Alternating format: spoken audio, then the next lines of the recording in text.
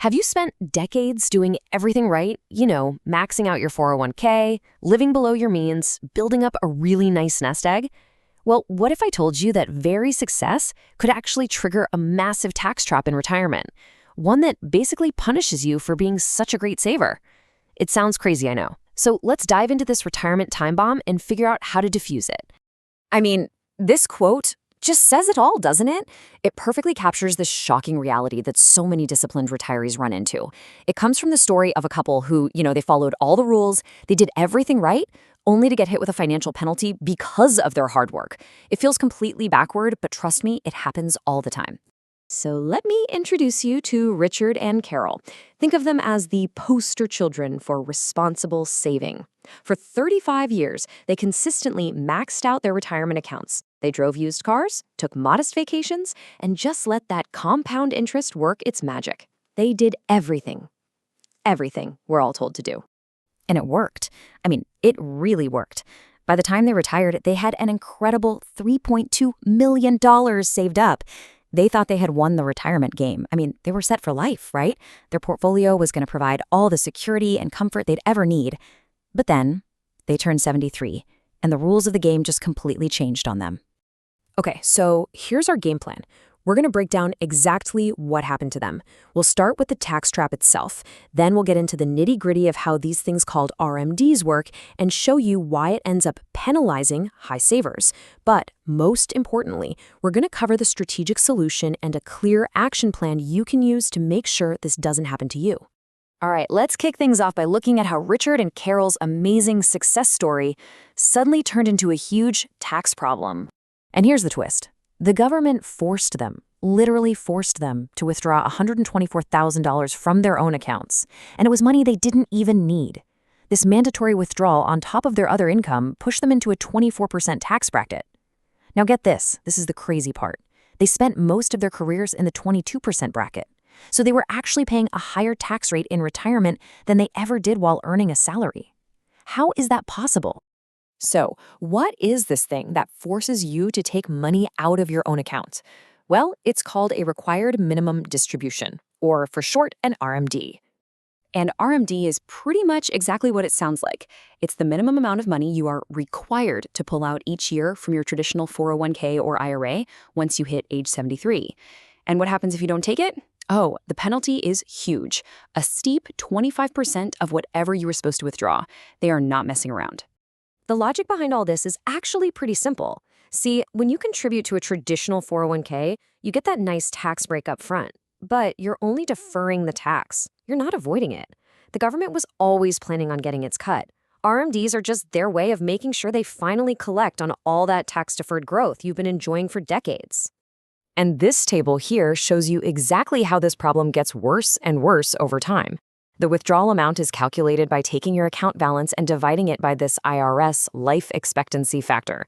Just look at the numbers. As you get older, that divisor gets smaller, which means the percentage you have to withdraw gets bigger and bigger. It starts out around 3.77%, but it climbs to over 6% by the time you're 85. It's a snowballing tax problem. So here's the really crucial point. This system doesn't affect everyone the same way. In fact, it specifically and disproportionately punishes the most successful savers, the very people who did everything right. Let's just compare two different savers. So the person with $400,000, their first RMD is about $15,000. Yeah, it's annoying, but it's probably manageable, and they'll likely stay in a pretty low tax bracket. But now look at the excellent saver with $4 million. Their first RMD is a whopping $150,000. That can easily launch them into the 32% bracket or even higher, and it can trigger all sorts of other surcharges. It's insane. The better you did at saving, the harsher the penalty. And the result is what you see right here. Because of those huge forced withdrawals, the most diligent savers often end up with a much higher effective tax rate in retirement than the folks who saved less. The system basically creates a penalty for being too successful. Okay, so that's the problem. And I know it sounds a little grim, but here's the really good news. There is a powerful, strategic solution to defuse this time bomb before it ever has a chance to go off. The key is the Roth conversion. The strategy is actually pretty simple when you think about it. You voluntarily move money from your traditional, pre-tax accounts over to a Roth account. Now, you do have to pay income tax on the amount you convert today, but here's the trade-off. In exchange, that money now grows tax-free forever, and this is the crucial part. Roth IRAs have no RMDs during your lifetime. You get to take back control of when and at what rate you pay your taxes. Now, there is an absolutely perfect time to do this. We call it the golden window. It's that period right after you retire, but before the RMDs kick in at age 73. See, during these years, your income is often way lower, which means you can start converting chunks of your traditional IRA over to a Roth and pay taxes in those lower brackets, like 12% or 22%, instead of being forced into the 24% or 32% brackets down the road. Okay, so how do you actually do this? Let's walk through a simple 5-step action plan to put this whole strategy to work for you. First, project your future RMDs. There are tons of online calculators for this, and trust me, it can be a real eye-opener. Second, map out your expected income between now and age 73. You want to pinpoint those low-income years. Third, based on that map, figure out your conversion ceiling. How much can you convert each year and still stay in a tax bracket you're comfortable with? Fourth, you just call your brokerage and tell them to execute the conversion. It's usually pretty easy. And finally, step 5, this is a real pro tip, pay the tax bill for the conversion from a separate account, like a savings or brokerage account.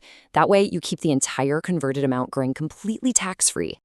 Now, if you're already past that golden window, don't worry, you still have options. If you're charitably inclined, you can donate your RMD directly to a charity completely tax-free. You can also use a special type of annuity called a QLAC to defer a portion of your RMDs. And of course, there's always the best option. Just strategically spend and enjoy the money you worked so darn hard to save in the first place. So here's the big takeaway. The advice to just max out your 401k, it's incomplete. Without a plan for how you're going to get that money out, you might be building a tax time bomb instead of a retirement plan. The solution is to be proactive. Plan your Roth conversions, take control of your tax destiny, and keep more of the money you earned.